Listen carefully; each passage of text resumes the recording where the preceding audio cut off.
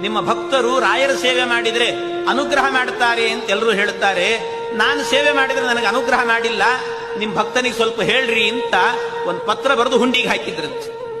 ಆವತ್ತಿನ ದಿವಸ ರಾತ್ರಿ ತಿರುಪತಿಯಲ್ಲಿ ಶ್ರೀನಿವಾಸ ದೇವರೇನೆ ಆ ವ್ಯಕ್ತಿಯ ಕನಸಲ್ಲಿ ಬಂದ್ರಂತೆ.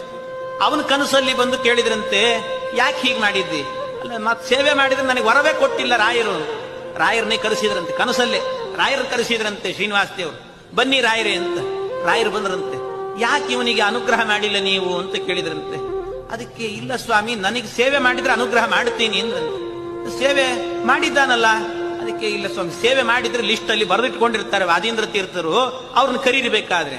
ವಾದೀಂದ್ರ ತೀರ್ಥರು ಬಂದ್ರಂತೆ. ವಾದೀಂದ್ರ ತೀರ್ಥರನ್ನ ಕೇಳಿದ್ರಂತೆ, ನೋಡಿ ಏನಾದ್ರೂ ಸೇವೆ ಮಾಡಿದ್ದಾನೆ, ಇವನ್ ಹೆಸರಿದೆಯಾ ನೋಡ್ರಿ ಅಂದ್ರು. ಎಲ್ಲಿ ನೋಡಿದ್ರು ಕೂಡ ಆ ಪುಸ್ತಕದಲ್ಲಿ ಎಲ್ಲೂ ಅವನ ಹೆಸರೇ ಇರ್ಲಿಲ್ಲಂತೆ, ಹೆಸರೇ ಇಲ್ಲ. ಅದಕ್ಕೆ ವಾದೀಂದ್ರ ತೀರ್ಥರಿಗೆ ಕೇಳಿದ್ರಂತೆ, ಸೇವೆ ಮಾಡಿದ್ದಾನೋ ಇಲ್ಲೋ? ಮಾಡಿದ್ದಾನೆ, ಹೌದು. ಮತ್ತೆ ಯಾಕೆ ಹೆಸರು ಬರೆದಿಲ್ಲ ಅಂದ್ರೆ, ಅದಕ್ಕೆ ಹೇಳಿದ್ರಂತೆ, ಎಲ್ಲಾ ಸೇವೆ ಆದ ನಂತರ ವಾದೀಂದ್ರ ತೀರ್ಥರಿಗೆ ಒಪ್ಪಿಸಿ ಹೋಗ್ಬೇಕಂತೆ, ಆ ಕೆಲಸ ಅವನು ಮಾಡಿಲ್ಲ ಅಂದ್ರಂತೆ.